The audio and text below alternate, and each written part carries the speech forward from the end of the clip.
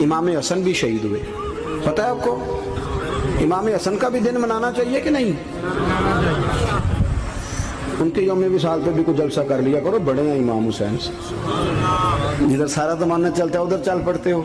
हदीस में जहाँ जहाँ नाम आया ना, पहला इमाम हसन का है, दूसरा इमाम हुसैन का है, और इमाम हुसैन के अपने जुमले हैं। फरमाते हैं मेरा भाई नहीं, मेरा इमाम भी है, मेरा इमाम भी है। फरमाया करते थे मैंने बड़ी चीज़ें उस हसन से सीखी हैं।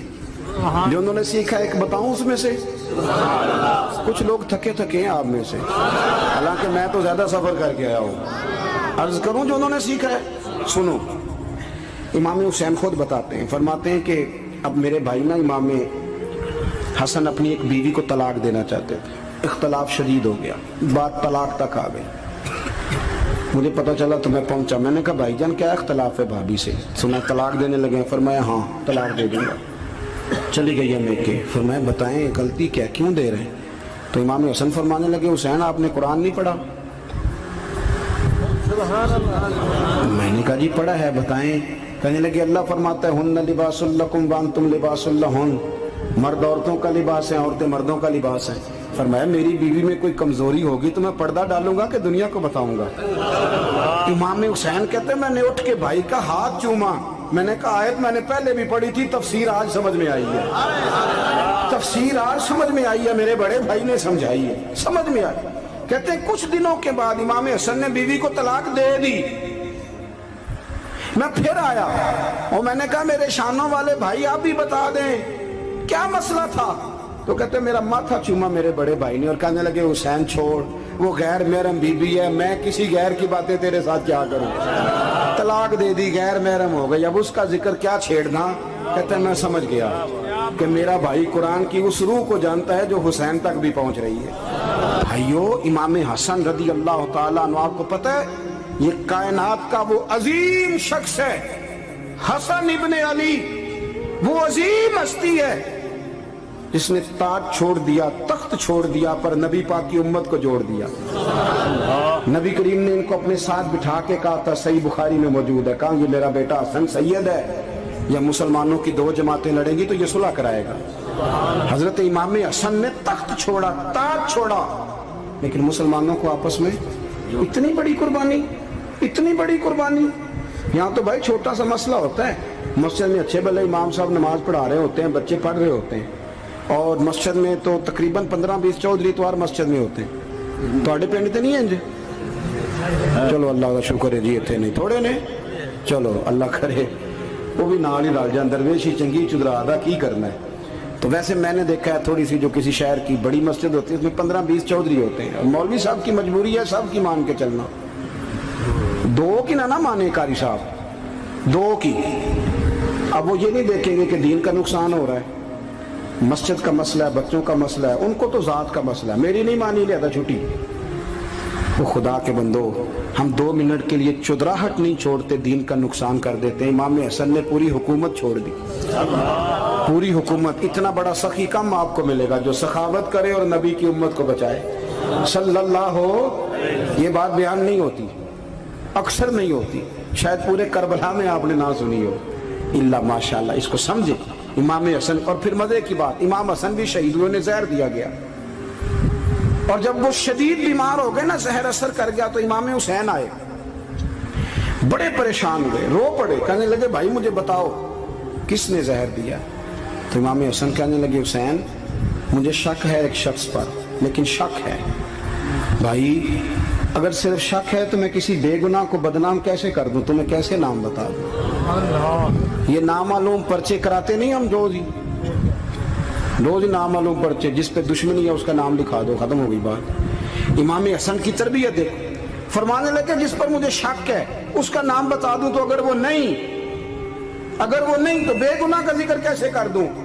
तो इमाम हुसैन फरमाने लगे भाईजान अगर वही हुआ तो आप फरमाने लगे वही हुआ ना तो हुसैन फिर भी तू छोड़ दे, मैंने रब के सुपुर्द कर दिया, अल्लाह बेहतरीन इंतकाम लेने वाला है। अल्लाह इतना बड़ा हौसला सैयदा के बेटे का, शेर के बेटे का, शेरों जैसा कलेजा, इतना दिल दरिया समुद्रों डूंगे, कौन दिलां दियां जाने। ओ भाई थोड़ा हौसला कर, जितन ते हर कोई खेडे, तू हारन खेड फकीरा, اور جتن دا مل کوڈی پیندا ہی ہارن دا مل ہیرا. اور کہیں بیک بھی تو ہو نا, کہیں تو درگزر بھی تو کرنا کہ ہر جگہ چھا کے رہنا ہے, ہر جگہ چھا کے رہنا ہے.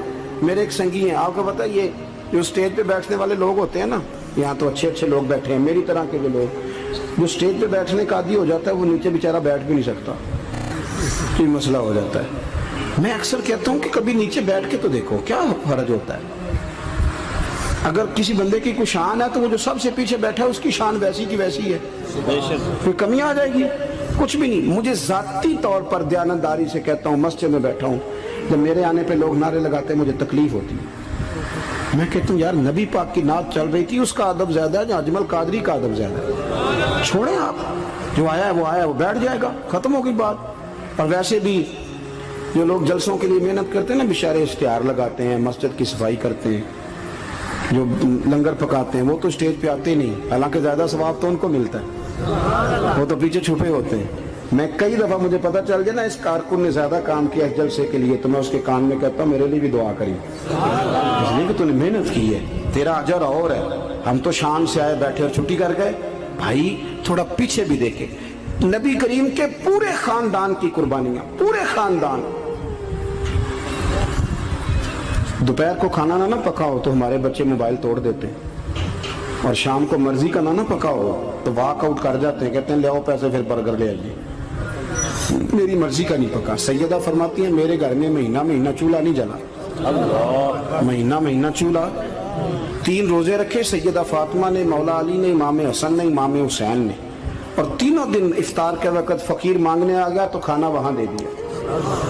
آپ کا کیا خیال ہے جو بے صبرا آدمی ہو وہ کربلا میں جا کے لڑے گا, جس کو عادت ہی نہ ہو بچپن سے ٹھہرنے کی وہ لڑے گا, جو ذرا سی بات پہ ڈگمگا جاتا وہ لڑے گا, اسٹیج پہ نہیں بٹھایا تو لڑ پڑے وہ لڑے گا. او خدا کے بندو, بڑا حوصلہ چاہیے, بڑا ظرف چاہیے. امام علی مقام کا ایک قد ہے, ان کا ایک وقار ہے, ان کا ایک حسن ہے. امام حسین رضی اللہ تعالیٰ عنہ نے 25 حج کیے ہیں مدینے سے مکے پیدل جا کے, دونوں بھائیوں نے. ہر روز 10 سپارے قرآن پاک کے امام حسین پڑھتے تھے. حضرت عبداللہ ابن زبیر کہتے ہیں میں سیدہ فاطمہ کے بیٹے حسن اور حسین سے جب بھی ملا ہوں دونوں بھائیوں نے روزہ رکھا ہوا ہوتا تھا. انہوں نے اپنی زندگی تقوی سے گزاری, پرہیزگاری اور سخاوت. سبحان اللہ. پتہ ہے سخی مالدار نہیں ہوتا, حضور نے فرمایا بندہ دل کا غنی ہوتا ہے. مالدار تو بندہ بنتا ہی تب ہے جب پیسے جمع کرے, سخاوت کرنے سے تھوڑی مالدار بنے گا. اس لیے درویش کہتے ہیں مالا والے سخی نہیں ہوندے, سخیاں کل مال نہیں ہوندا. سنیں بہت بڑی سخاوت کی اپنی زندگی میں, ساری زندگی سخاوت میں گزار دی, ساری زندگی. امام حسن نے بھی, امام حسین نے, جو آیا دے دیا, جو آیا دے دیا. ہزاروں دینار آتے. ایک دن ایک فقیر مانگنے آ گیا تو امام حسن حسین دونوں تھے, کہنے لگا میں نے سنا ہے بڑے لاجپال ہو, غریب ہو, مہربانی ہو جائے. فرمایا بیٹھ جاؤ رزق آنے والا ہے. تھوڑی دیر گزری تو 3000 دینار آئے. ویسے میرے کو 3 لاکھ روپیہ ہوتے مسیطے کنے دینے چاہیے؟ میں اپنا تو پوچھنا, تو اڑا تو پوچھیا ہی نہیں, میں مشورہ پہ لینا. 3 لاکھ جو میرے کو ہوتے مسیطے کنے دینے چاہیے؟ تسی ظاہر ہے ان کو دیانتداری والا مشورہ ہی دینا ہے نا, یہ نہیں کرنا جو ہی دسنا دینا. کتنا 1000؟ ہاں میں کبھی کبھی پیار سے بات سناتا ہوں. ایک سنگی میرے پاس آیا, کہنے لگا سب دعا کرو اللہ میں پیسے دے, میں وہ راج دیاں گا. میں کہ یا اللہ نے 10 کروڑ دے, 9.5 کروڑ تیرے راج دے چھڑے گا. وہ بھی ہسی آئی ہے جو میں تسی ہسے ہو نا. آمین نہیں زوا کی, یا چپ کر گیا یا کورن لگ گیا. اور میں کہ کرما لیا آمین تے آگ, تینوں تے 50 لاکھ پھر بھی پیا بچدا سی. لیکن اسی دعاواں وچ بھی 9.5 کروڑ دین لی تیار, ناراض نہ ہونا, دعاواں وچ بھی تیار نہیں, مزاج ہی نہیں, طبیعت ہی نہیں. سیدہ فاطمہ الزہرا کے پاس 40 اونٹ کھڑے تھے. ایک بی بی آئی, وہ کہنے لگی اماں جی یہ جو اونٹ کھڑے ہیں یہ میرے ہیں, اب بتائیں میں اللہ کے رستے میں دوں تو کتنے دوں؟ سیدہ فاطمہ کہنے لگی 1 بکری دے دے. تو کہنے لگی حضور اگر آپ کے پاس 40 ہوتے تو آپ کتنے دیتی؟ سیدہ فرمانے لگی میں سارے کے سارے دے دیتی. تیرے لیے مسئلہ اور ہے, میرے لیے فتویٰ اور ہے, سارے دے دے. 3000 دینار آئے. امام حسن اور حسین کے پاس فقیر بیٹھا ہے. فقیر کہتا ہے میرے دل میں خیال تھا کہ 5-10 دے دیں تو میری موت بن جائے گی, پر مجھے نہیں پتا تھا کہ اتنے سخی گھرانے کے پاس آیا ہوں. 5-10 دے دیں تو موت بن گئی, کہتے امام حسن نے 3000 دینار میری ہتھیلی پہ رکھے اور میرا ماتھا چوم کے کہنے لگے یار میرا تو خیال تھا کہ تیرے انتظار پر تجھے کچھ ملے گا، پر یہ رکھ لے، مجھے پتا ہوتا کہ تجھے اتنا ملنا ہے تو میں تجھے انتظار نہ کراتا۔ جلدی دے، خود بھیک دے، خود ہی کہے منگتے کا بھلا ہو۔ اپنی زندگی نفاست سے گزاری اہل بیت، قربانی دے کے گزاری۔ مولا علی شیر خدا نے اپنی زندگی ساری 9 سال کی عمر تھی جب کلمہ پڑھا تھا، 9 سال حضور نے سب گھر والوں کی دعوت پکائی، اور جب سب لوگ آ گئے سارے خاندان والے، تو فرمایا میں اللہ کا نبی ہوں، کون کون میری مدد کرے گا؟ آپ کو پتہ ہے نا کہ جب مشکل وقت آتا ہے نا، یہ تو تب پتہ چلتا ہے نا ساتھ کون چلتا ہے۔ امیر آدمی ہو نا جس کے پاس 10 کروڑ روپیہ ہو اور وہ اپنے مکان کا تیسرا لینٹر ڈالنے لگے نا، تیسرا، تو سارے بڑے بڑے لوگ آ کے پوچھتے ہیں چودھری صاحب کوئی ضرورت ہوئی تو بتانا، پیسے پوچھے۔ تو غریب آدمی کی چھت گر جائے تو اسے کوئی بھی نہیں پوچھتا، بلکہ جن سے تعلق ہوتا ہے وہ بھی موبائل بند کر لیتے ہیں، وہ کہتے ہیں اس نے واپس کیسے کر دیں۔ حضرت مولا علی اس زمانے میں جب سام سونگ گیا سب کو، حضور نے فرمایا کون کون میرے ساتھ چلے گا؟ روٹی بھی کھا لی، گھر بھی آ گئے، صادق اور امین بھی کہہ دیا، جب کا چلے گا کون کون؟ چپ کر گئے۔ تو حضرت علی کہتے جب میں نے حضور کے چہرے پر ذرا پریشانی دیکھی نا، یہ چلتے کیوں نہیں؟ تو آپ فرماتے ہیں کہ ابھی میں کھجور کھا رہا تھا، کرتا لمبا پہنا ہوا تھا، سب سے پیچھے بیٹھا تھا، اور حضرت علی کا قد بھی درمیانہ تھا۔ آپ فرماتے ہیں میں اٹھا اور کھجور ابھی میرے منہ میں تھی، جھٹپٹ میں نے اسی طرح نکال کے جیب میں ڈال دی، اور میں پنجوں کے بال کھڑا ہو گیا، دونوں بازو کھڑے کر کے کہا حضور یہ نہیں بولتے تو نہ بولیں، انا ناصرو کا یا رسول اللہ، انا حافظو کا یا رسول اللہ۔ حضور آپ جہاں جہاں کہیں گے علی آپ کا مددگار بنے گا، دین کی مدد کرے گا، اور اگر آپ تک کوئی آئے گا تو علی آپ کی حفاظت کرے گا۔ 9 سال کی عمر میں چلے علی دین کی نوکری کے لیے، پھر بدر میں بھی پہلی صف میں، احد میں بھی پہلی صف میں، خندق میں بھی پہلی صف میں۔ ایک جنگ میں حضور نے کہا علی تو رہ جا، اس دفعہ رہ جا، تو عرض کی رو پڑے حضرت علی، دلیر آدمی تھے، رو پڑے، کہنے لگی حضور آپ مجھے بچوں اور عورتوں کے پاس چھوڑ کے جا رہے ہیں؟ حضور مجھے لے چلے، میں میدان کا زندگی ساری گزار دی، ساری زندگی گزار دی، اپنے زمانے میں آپس کا اختلاف بھی دیکھا، ساری زندگی شیر خدا نے دین کو دے دی۔ کوفے کی جامع مسجد میں 21 رمضان کو جب حضرت علی کو خنجر لگا نا، تو تاریخ میں جملہ محفوظ ہے، خنجر لگا نا جب، وہ 9 سال کی عمر میں یاری لگائی، 63 سال عمر ہو گئی، جب خنجر لگا تو کہنے لگا فزت برب الکعبہ، مجھے رب کعبہ کی قسم آج کامیاب ہو گیا ہوں، پانی پرن سہیلیاں تے رنگا رنگ کڑے، اسی پریا اس دا جانیے جس دا توڑ چڑھے۔ کہا دیکھو بھائی میں آج کامیاب ہو گیا، میں کامیاب ہو گیا، وہ جو میں نے کہا تھا حضور میں ساتھ رہوں گا، تے لے سجنا سا توڑ نبھائی، جان دیتی راہ تیرے دے دیا، ہر چیز دین کو دے دی۔ کون سی پراپرٹی چھوڑ کے گئے پیچھے؟ کون سا نظام بنا کے گئے؟ حضرت امام حسین رضی اللہ تعالیٰ عنہ، یہ حضور کی اولاد پاک ہیں، پیروں کو نا تھوڑی مٹی لگ گئی، عمر جوانی کی تھی، داڑھی مبارک ساری سیاہ تھی، کالی تھی۔ حضرت ابو ہریرہ ان سے سالوں بڑے تھے، امیر المومنین فی الحدیث۔ حضرت ابو ہریرہ نے دیکھا کہ امام حسین کے مقدس قدموں کو مٹی لگ گئی، کسی سے بھی کہا جا سکتا تھا ذرا امام صاحب کی توجہ کرانا، یہ ذرا مٹی اتار دینا، لیکن حضرت ابو ہریرہ جھٹ سے اٹھے، اپنی پگڑی کھولی، اس کا پلو لیا اور حضرت امام حسین کے پیروں سے مٹی صاف کرنی شروع کر دی۔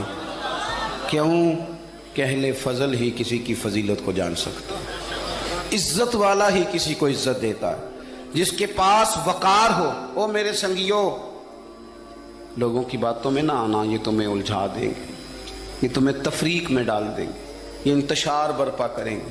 یہ وہ حسین جماعت ہے جو حضور کے سامنے بیٹھا کرتی تھی، ان سے پیار کرنا، ان سے محبت کرنا۔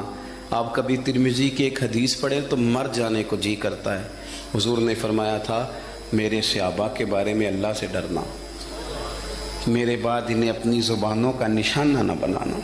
کاش کوئی ان جملوں کا درد سمجھ سکے۔ فرمایا رب سے ڈرنا، اور کریم فرمانے لگے جس نے ان سے محبت کی میری محبت کی وجہ سے محبت کی، اور جس نے ان سے عداوت رکھی میری وجہ سے رکھی۔ کبھی بھی کسی میں، اور جو حضور کی اولاد ہے صحابہ کرام نے ایک جگہ کچھ نذرانہ جمع کیا اور جمع کر کے کہا کہ حضور کی بارگاہ میں پیش کرنا ہے. اخراجات بہت زیادہ ہیں اور ظاہری وسائل اس ترتیب سے نہیں ہیں. یہ نذرانہ ہر مہینے پیش کرنا ہے. جب وہ لے کے حضور کی بارگاہ میں گئے نا تو اللہ نے قرآن نازل کر دیا. فرمایا محبوب ان سے کہہ دو لا اسألکم علیہ اجرا، میں تبلیغ دین پر تم سے کوئی اجر نہیں مانگتا، الا المودۃ فی القربى، بس میرے قریبیوں سے پیار کرتے رہنا، میرے قریبیوں سے محبت کرنا، پیار کرنا قریبیوں سے. یہ علی المرتضیٰ ہیں، یہ فاطمہ ہیں، یہ ان کا خاندان ہے، یہ ختیجہ ہیں، یہ عائشہ ہیں، یہ میمونہ ہیں، یہ حفصہ ہیں، ان سے پیار کرنا، میرے قریبیوں سے محبت کرنا. ہمارے دلوں میں حضور کی اولاد کا پیار ہونا چاہیے، طبیعتوں میں احترام ہونا چاہیے، ہمارا مزاج، ہمارا دل ان کے لیے دھڑکنا چاہیے، ہمارے لہجے، ہمارے انداز ہمیشہ ان کے حق میں نرم ہونے چاہیے. میں کہہ چکا ہوں سید کا صرف عقیدہ ٹھیک ہونا شرط ہے، باقی آپ تحقیق اور تفتیش میں نہ پڑیں، وہ جانے رب جانے. آپ کوشش فرمائیں ہماری اولادیں، ہم خود اور اہل فضل کا ادب کبھی نہ چھوڑیں. دوسری بات آپ سے یہ عرض کرنی ہے، اس کو اچھی طرح سمجھ لیں کہ قومیں اپنے اسلاف سے بڑی ہوتی ہیں ہمیشہ. بڑا ہم ہوتا ہی وہ ہے جس کا کوئی بڑا ہوتا ہے، جس کا کوئی بڑا نہیں ہوتا وہ کبھی بھی بڑا. یہ کچھ عرصے سے ٹرینڈ چلا ہے، اگرچہ یہ درست نہیں ہے. آپ کسی سنار کی دکان پہ جائیں تو اس نے اپنے پیچھے نا اپنے والد صاحب کی اور دادا کی فوٹو لگائی ہوتی ہے. حکیم کی دکان پہ چلے جائیں، کپڑے والی دکان پہ چلے جائیں تو اس نے پیچھے اپنے دادا کی، والد کی فوٹو لگائی ہوتی ہے. اگرچہ یہ درست نہیں، تصویریں نہیں لگانی چاہیے. تصویریں ان کے کیا، پیروں کی بھی نہیں لگانی چاہیے. جہاں تصویر ہوتی ہے وہاں نماز کیسے پڑھی جائے گی؟ فرشتہ رحمت کا نہیں آئے گا. یہ تو اب ایک ضرورت بن گئی. تو اب ضرورت کیا، اب تو خیر نفسیاتی مسئلہ بن گیا ہمارا. یہ نفسیاتی مسئلہ ہے، یعنی سلام بعد میں فوٹو پہلے. یعنی سیانے سیانے لوگ، اور یہ ہمیں ایسے کھیل تماشے میں لگایا گیا ہے کہ میں ڈھیر سارے لوگوں پر غور کرتا ہوں، پھر ان کے لیے دعا کرتا ہوں کہ یا اللہ ان کی مدد فرما. یعنی اس طرح کی حالت ہے کہ وہ زندہ ہی موبائل کے اندر ہیں، ہر چیز ہی. مجھ سے ایک دفعہ ایک صاحب نے پوچھا مولوی آج کل بڑے لڑ رہے ہیں. میں نے کہا وہ 4-5 ہے جن کو آپ موبائل پہ دیکھتے ہیں، آپ میرے ساتھ آئیں، میں آپ کو 20 اور سینکڑوں شیخ الحدیث بتاتا ہوں جو سکون سے بیٹھ کر رسول اللہ کا دین پڑھا رہے ہیں.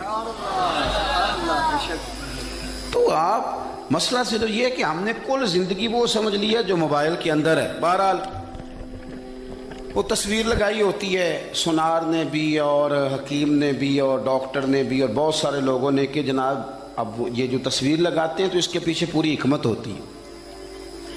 آپ ان سے پوچھتے ہیں یہ فوٹو کیوں لگائی ہے تو وہ کہتے ہیں ہم یہ بتانا چاہتے ہیں کہ یہ کام آج نہیں ہم نے شروع کیا، ہمارا شجرہ پرانا ہے، ہمارے باپ دادا سارے یہی کام کرتے تھے، ہمارا خاندانی ورثہ ہے.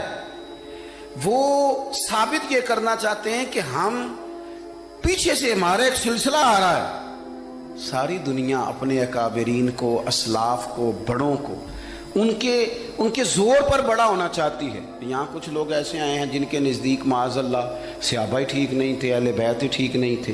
آپ اپنی سند کیسے مضبوط کریں گے؟ اگر وہ اولین جو حضور کے سامنے بیٹھتے تھے وہی ٹھیک نہیں تھے تو پھر ان سے ہو کے جو دین آگے آیا اس کو تم کیسے ٹھیک مانو؟ ساری چیزوں کو مشکوک کرنا چاہتے ہیں. ہمارے بزرگوں نے، امام بخاری نے، امام مسلم نے محنت کر کے حدیثیں تلاش کی، اصول بیان کیے کہ یہ حدیث صحیح ہے، متواتر ہے، حسن ہے، ضعیف ہے، کیا ہے، اس کے اصول اور قاعدے بیان کیے. اور جب انہوں نے خود پوری تحقیق کی، آپ تھوڑی سی، آپ مشکل بات نہیں کر رہا، تھوڑی سی آپ غور کریں گے، انہوں نے